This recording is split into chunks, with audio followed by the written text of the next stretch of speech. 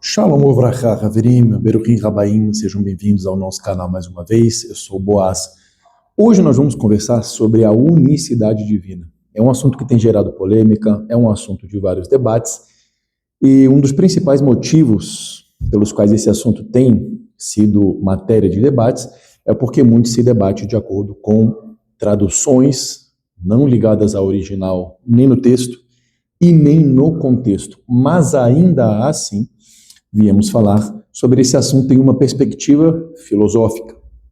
Então, para abrir o assunto, não se esqueça de se inscrever, de curtir, de ativar as notificações e compartilhe esse vídeo, porque, sem dúvida, muitas pessoas precisam ouvir esse tipo de abordagem, a fim de que esse assunto seja clarificado nas nossas mentes de uma vez por todas. É claro que se você vai ter a sua crença ferida assistindo esse vídeo, esse não é o nosso objetivo. Nosso objetivo é informar e trazer reflexão.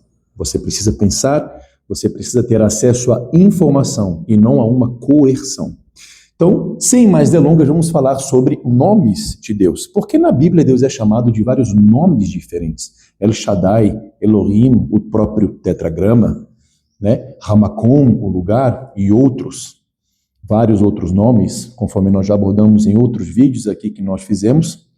Mas aí vem, se Deus é incorpóreo, imaterial, não é matéria, não é uma força e um corpo, nós já estamos inclusive cortando aqui para uma parte já muito mais adiante do nosso conteúdo, como que esse Deus se comunica com uma criação material composta, múltipla? Então essa é a grande pergunta que precisamos fazer. E por que a Escritura se refere a Deus com nomes diversos? Independente das explicações que você já ouviu por aí, uma coisa é fato e não pode ser negada. Por causa de diferentes ações de Deus, você tem revelações de diferentes atributos manifestos por Ele. Logo, isso explica muita coisa. Segundo a nossa tradição, só existe um nome que poderia se referir a Deus em sua essência, porque os grandes filósofos judeus dizem que tentar definir a essência de Deus, o Criador, o Eterno, que não foi criado, é uma perda de tempo e é um perigo, porque você vai cair em idolatria. Tente lembrar disso antes de nós falarmos do nosso conteúdo. Pare de tentar conceituar Deus. Procure conhecê-lo. Continuando então o nosso conteúdo. Se esses nomes fazem menção a diferentes ações de Deus, perguntemo-nos, será que tudo que tem na Escritura é tudo o que temos para saber sobre um Deus que é eterno, existente e uno absoluto? A resposta é não. Por isso que nós temos o texto de Oséias, capítulo 6. Conheçamos e prossigamos em conhecer o nosso Deus. Por isso que oramos, por isso que tem na Brit Hadashah, no chamado Novo Testamento, o texto que diz que Hashem lhes dê, o Espírito derrame sobre vocês, o Espírito no pleno conhecimento da pessoa dele. Pleno conhecimento da pessoa dele não significa que nós, seres que não são eternos, vão conhecer o eterno em sua totalidade. Pelo contrário, senão não faria sentido uma vida eterna conhecendo a um Deus finito. Não, ele é infinito e disso ninguém pode discordar. Então, quando nós estamos falando sobre atributos, nomes, uma verdade você já precisa conceber, que é dita pelos nossos sábios, e um sábio que eu particularmente amo estudá-lo em muitos dos seus conteúdos, é Maimônides. No seu livro Guia dos Perplexos, Maimônides declara, e deixa também de forma explicada, que as ações de Deus são emanações da sua essência. A forma de nós nos conectarmos com esse Deus eterno, uno, existente, infinito, incorpóreo é através das suas ações. Nas suas ações ele revela atributos, mas não todos os seus atributos. Embora as ações de Deus sejam emanações da sua essência, nós não podemos findar ou prendermos ou conceituarmos de forma completa a essência de Deus nas suas ações. Por quê? Porque ninguém investigou todas as ações de Deus. É impossível, porque as ações dele estão em curso a todo momento. Por isso que Paulo diz em Romanos, no capítulo 1, a partir do verso 19, que os atributos invisíveis de Deus podem ser claramente vistos através das coisas criadas. Por isso ninguém tem desculpa. E aí vem a gemátria, valor numérico, por exemplo, do nome Elohim, que é um nome muito utilizado para atribuir a deidade à pessoa de Yeshua, lá no texto de João, capítulo 1, né? Elohim tem o mesmo valor numérico que Hateva, a natureza. Então, obviamente, a tradição nos diz que Elohim se refere ao atributo de quando Deus está executando ações através das coisas criadas. Isso está ligado também ao fato de exercer autoridade. É por isso que você lê no livro de Salmos, vós sois Elohim, falando para os juízes, aqueles que decretam autoridade, que decretam sentenças. No livro de Shemot, no livro de Êxodo, Deus fala para Moisés, tu serás Elohim para o faraó, você será uma autoridade, você vai decretar aquilo que eu te falar para o faraó.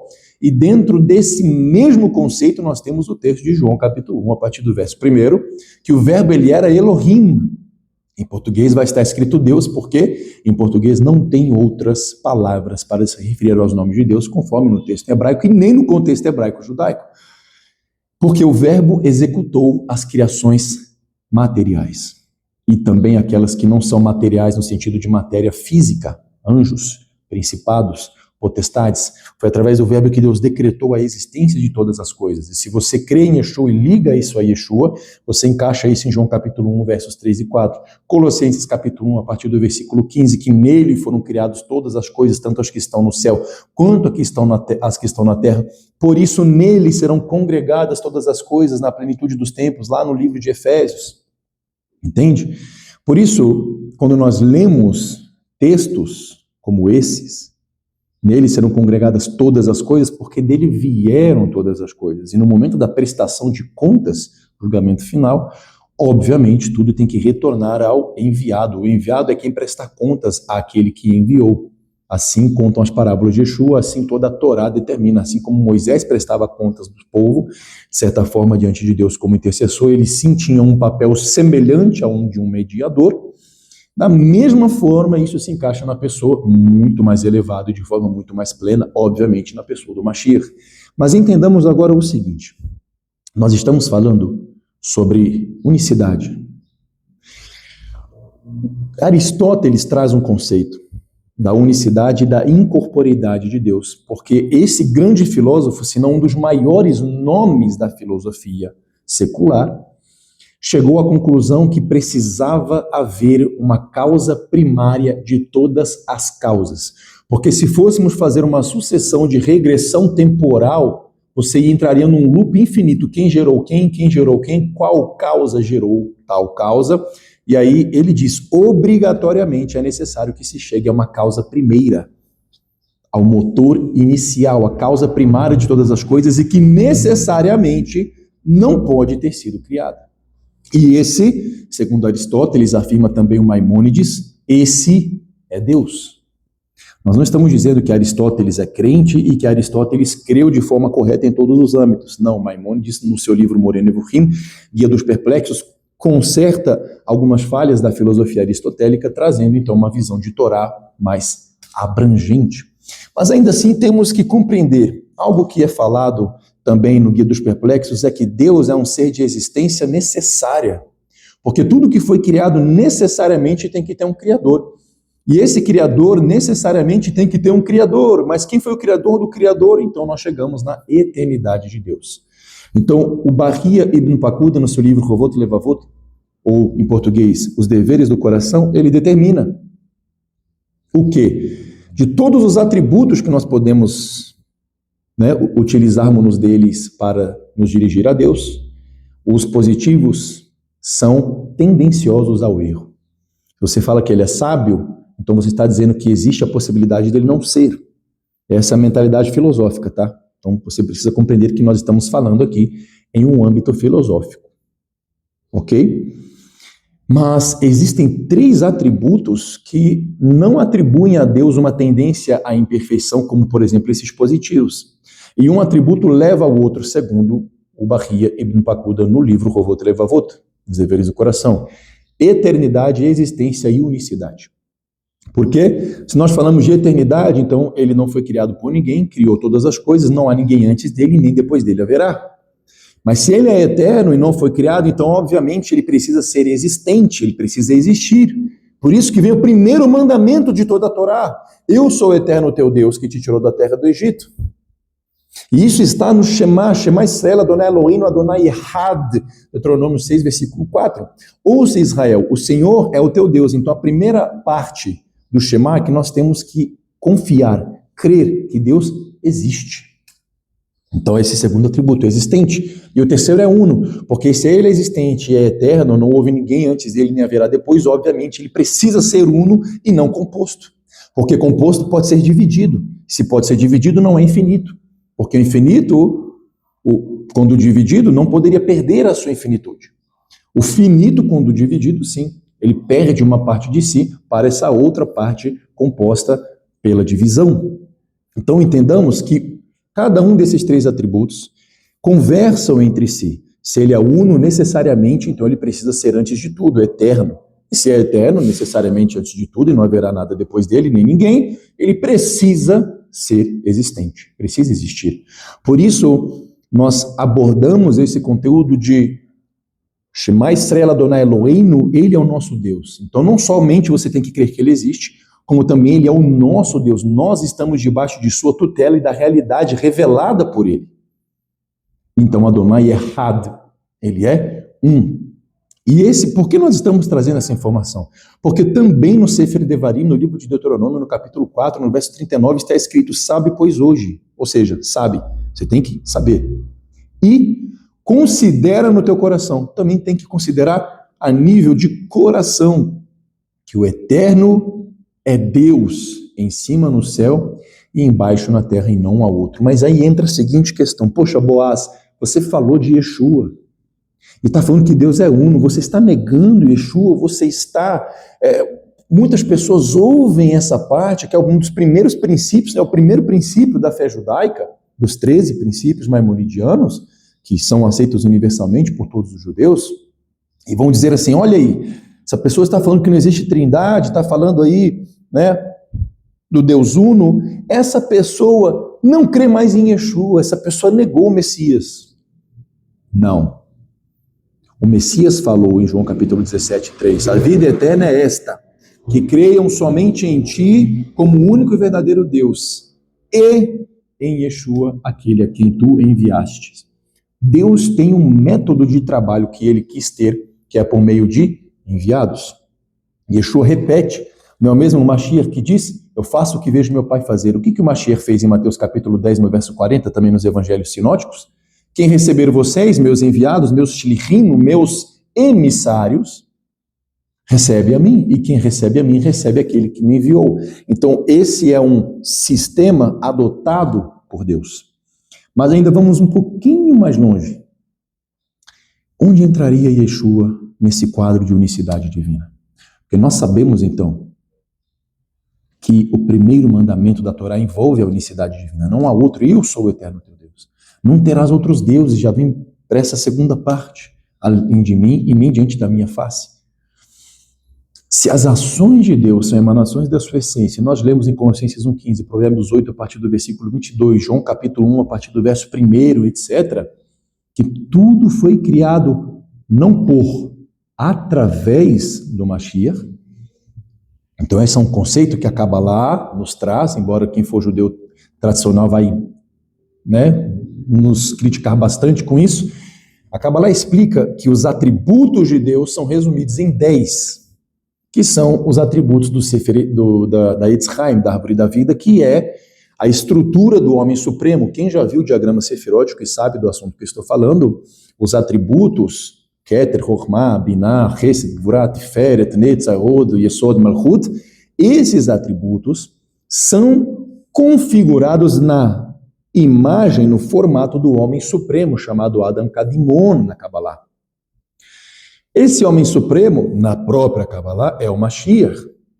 Então, por conceito judaico bíblico, essas ações de Deus, que são emanações da sua essência, são o condensador da incorporeidade para a materialidade, do infinito para o finito. É a conexão, é a mediação entre o Deus incorpóreo e a criação material. Esse é Yeshua HaMashiach.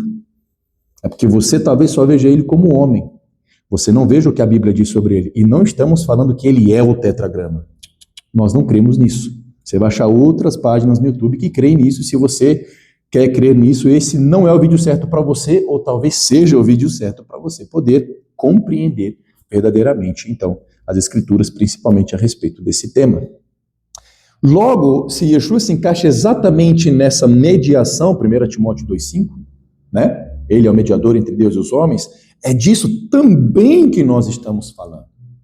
E aí entra a seguinte questão, então por que Deus usa uma linguagem antropomórfica? Meus olhos estão sobre o pobre, Isaías 66, Provérbios 15, Provérbios 5, minha mão direita estendida no livro de Êxodo, no livro de Deuteronômio, mas lá no livro de Devarim, lá no livro de Deuteronômio, Moshe lembra o povo no capítulo 4, lembrem que vocês não viram nenhuma imagem no dia que Deus falou com você. Ele falou com vocês lá dentro das trevas, do meio do fogo. Não foi nem o fogo que falou, foi do meio do fogo, como uma metáfora para a lei de Deus, que é fogo, Isaías 31:9. Então por que ele usa a linguagem antropomórfica? Como iria a criação material compreender um Deus imaterial? Como iria uma criação múltipla compreender um Deus que é uno, singular, absoluto? Como iria a criação limitada compreender um Deus ilimitado? Através de uma linguagem inicial, compreendendo a si mesma. Por isso, os sábios dizem, como o salmista fala no capítulo 8, quando contemplo os céus, as obras das tuas mãos, então eu questiono sobre o homem. Quem é o homem para que com ele te importes, etc.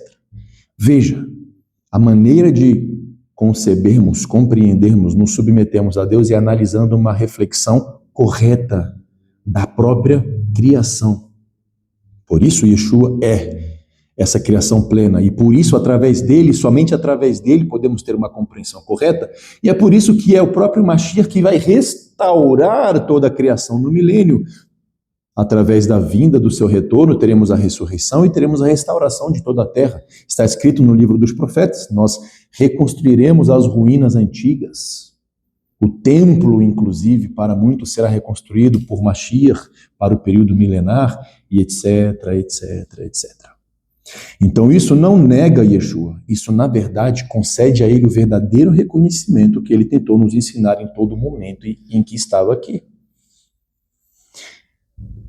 Então a linguagem antropomórfica bíblica ela é um início da nossa compreensão para que nós consigamos conceber como Deus age assim, compreendendo um pouco mais sobre o Deus infinito.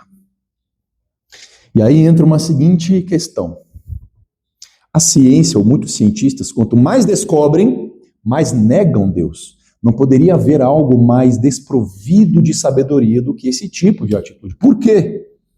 Porque Deus quer se revelar, a ponto de usar até uma linguagem, como nós acabamos de mencionar, antropomórfica, para que o homem, a partir daquilo que está ao seu alcance, consiga chegar naquilo que ainda não está no seu alcance, mas que vai estar. Deus quer desenvolvimento intelectual, espiritual e físico.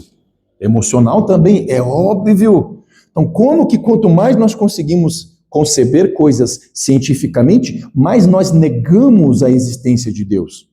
Uma pessoa que faz isso está dizendo, se Deus existisse, ele não poderia dar a conhecer nada para o homem. Deus tinha que ser egoísta. Use a cabeça, pense nisso. Quanto mais Deus revela é porque ele quer ser conhecido.